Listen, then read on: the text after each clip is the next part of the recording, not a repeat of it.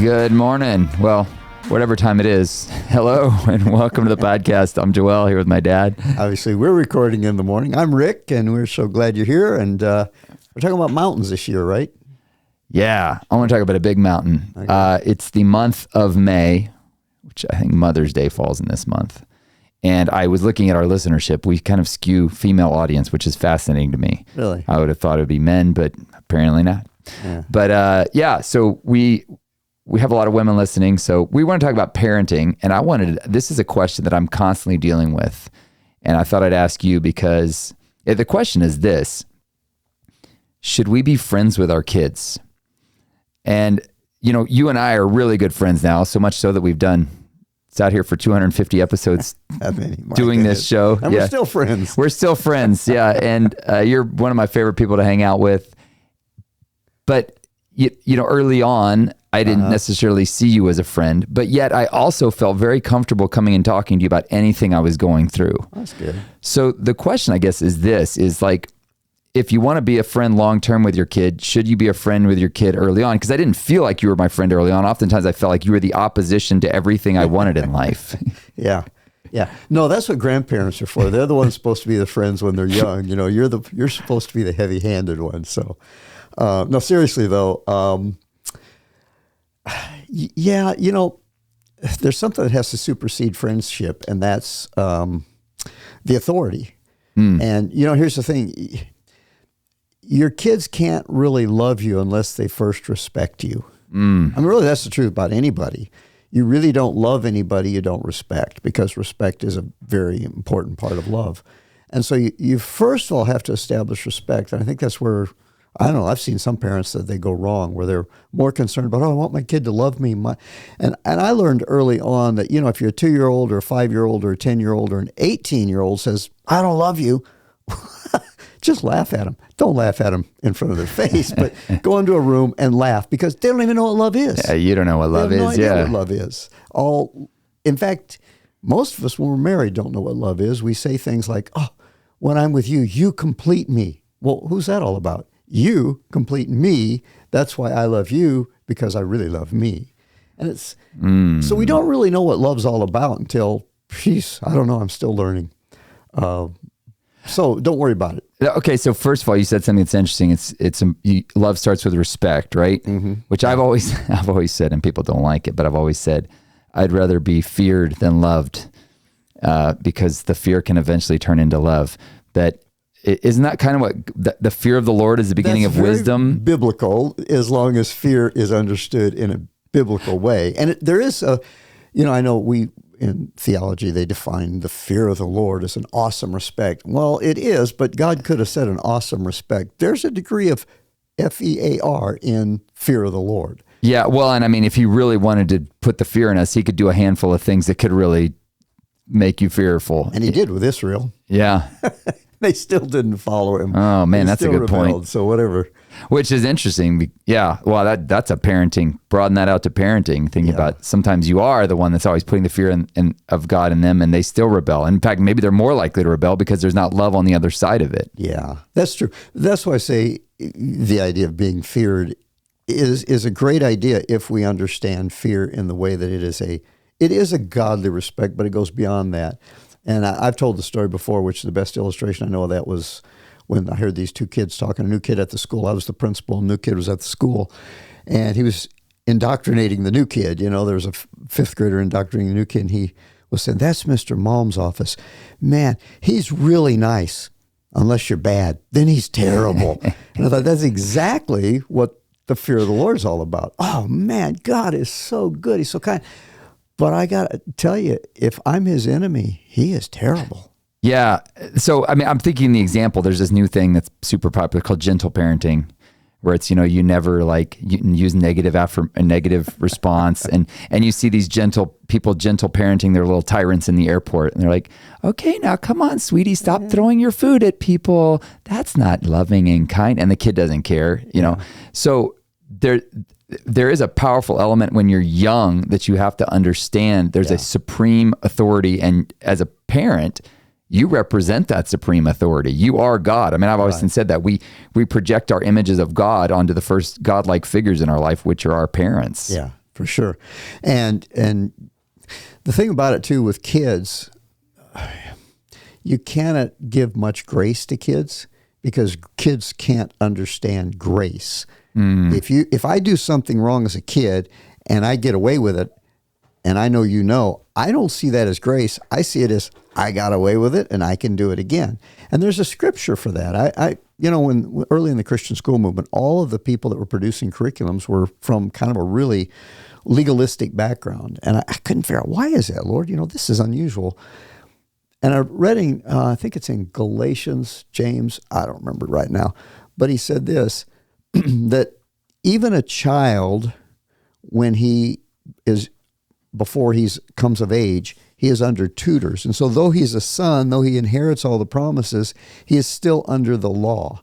And I realize that with children, they still have to be under the law. There still have to be consequences for misbehavior.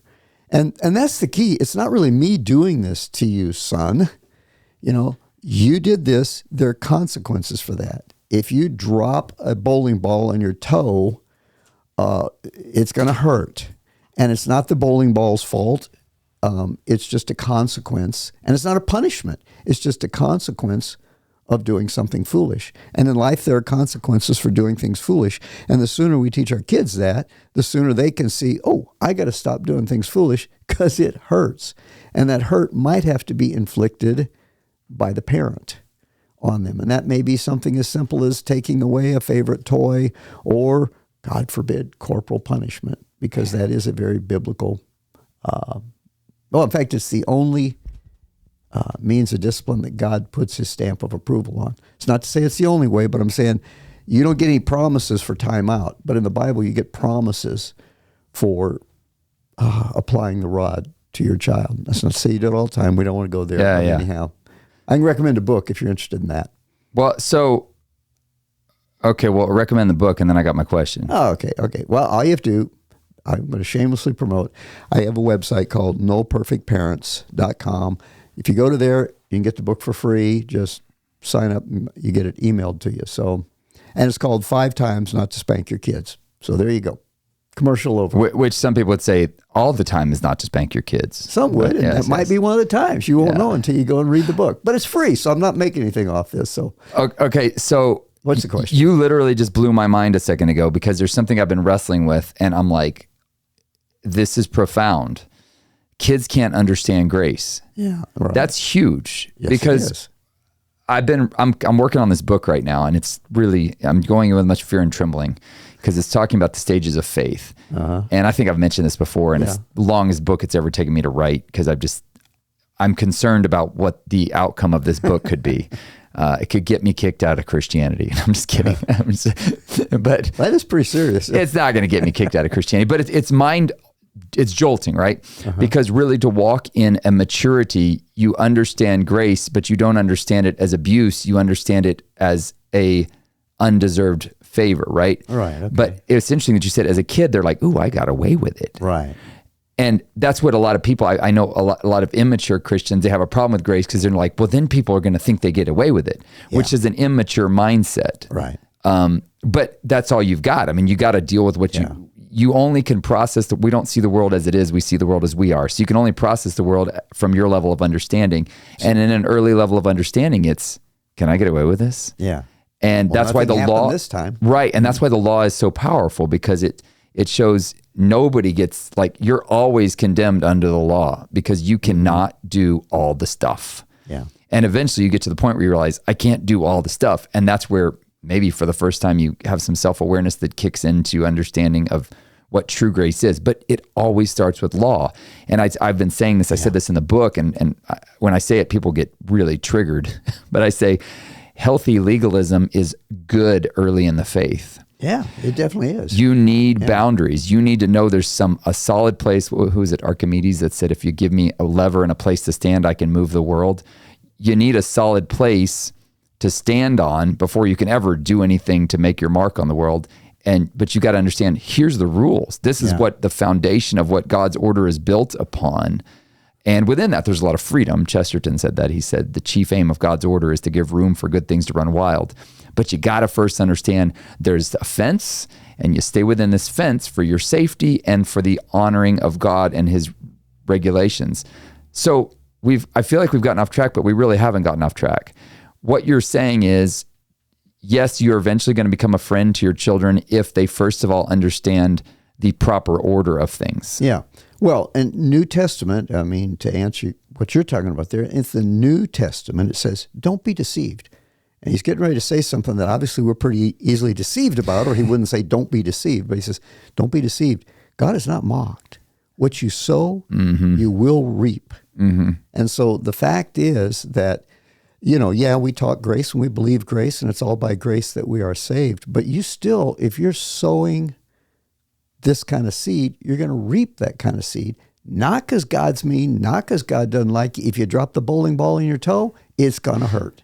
So really, I mean, if friendship is really about love, the most loving thing you can do for someone is teach them the reality of the world, right? Right, yeah. And I think a lot of times say, if I'm too hard on my kids, they won't be my friend later growing up.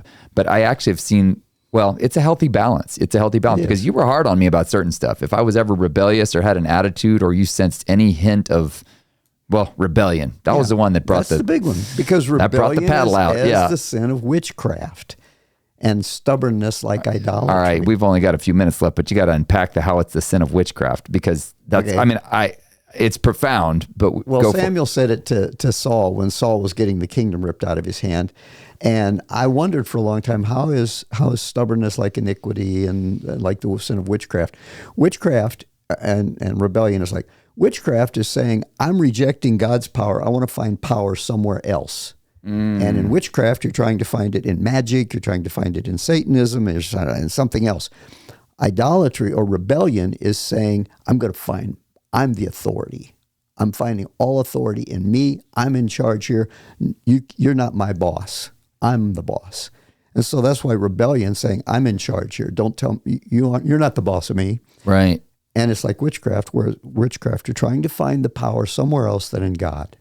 Okay. So that's why it's like idolatry. So say you've been trying to be a friend to your kids, and your kids are little demons running around, and you're like, oh my gosh, I got to regain some sense of control.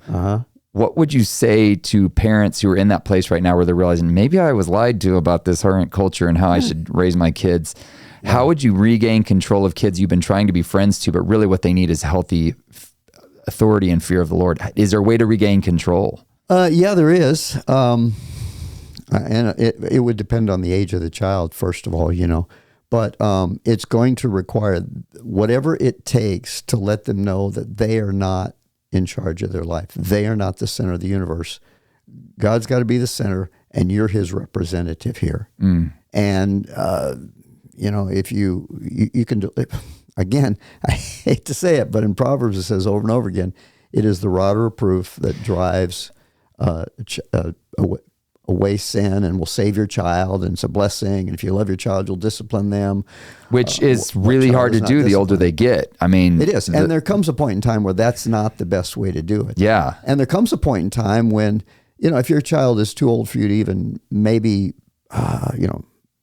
take that point, eventually you have to turn it over to God and say, God, I really blew it here. He or she is your child. Please discipline them. In other words, I wasn't that bad a kid, but I think y'all did that with me sometimes. We actually did one time. You would back off and you just be like, well, we'll let the Lord teach him. And sure enough, he did. I remember right out of high school, it was kind of still, you were the answer to all the world's problems. And I told your mom one time, I said, well, we've done all we can do. It's time for the world to knock some sense into him, and God will do it through the world. And sure enough, he did. And you were quick to repent when you got some sense knocked into you. And that was a blessing, because he can make it really miserable on you. Oh, just like I used to say to you guys, I can make your life really miserable. Yeah. So straighten up. So, I mean, as a testament here, just you and me, early on, there was a great fear of you, but I also knew that I could come to you with anything I was dealing with. Somehow you had projected that to me, right? Because I knew, a lot of it was you just didn't react. You didn't react to anything I was struggling with. It wasn't like, oh my gosh, you did what? Yeah. It's like, okay, well, let's talk through that. And But that ultimately led into really, I mean, lifelong friendship, which is the coolest thing ever to have with your kids.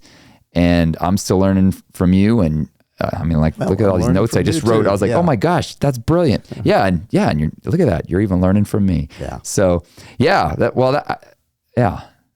All right. Pretty cool, isn't it? Which is what God's plan is, that our kids grow up and actually then do become friends and partners with us.